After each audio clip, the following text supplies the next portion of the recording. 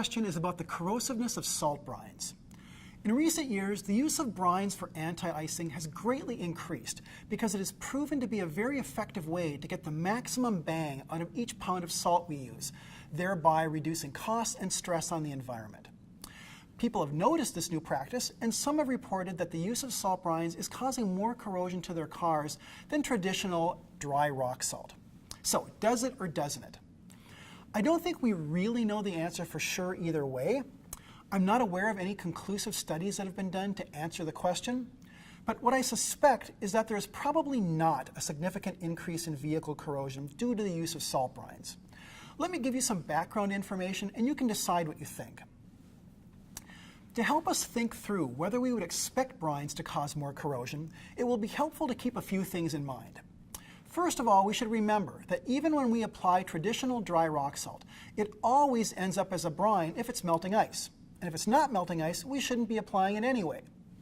That is, there is no difference in the corrosiveness of rock salt and salt brine per pound of actual salt. Another thing to consider is that the use of salt brines for anti-icing has increased dramatically in the US over the past 10 years. Now, if there were a related dramatic increase in vehicle corrosion in areas that had switched over to brine use, I would have expected it to be more widely reported, but it does not seem to have been. I have seen reports that deicer trucks, which apply brines, show increased signs of corrosion, but I would have expected that.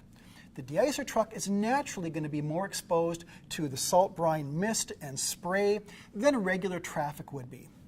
And it's not at all obvious to me that regular traffic will necessarily experience greater exposure to chlorides from liquid brine exposure than it would from regular dry salt exposure.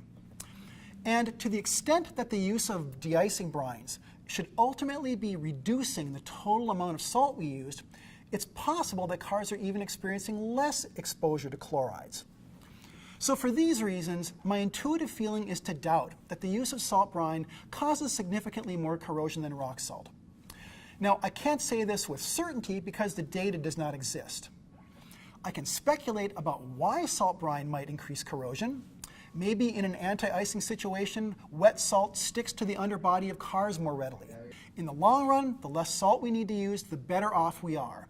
And the use of brines has proven to be one of the most effective ways to use salt more efficiently.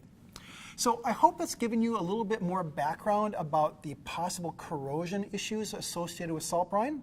I'm Dr. Scott, and I look forward to your next question.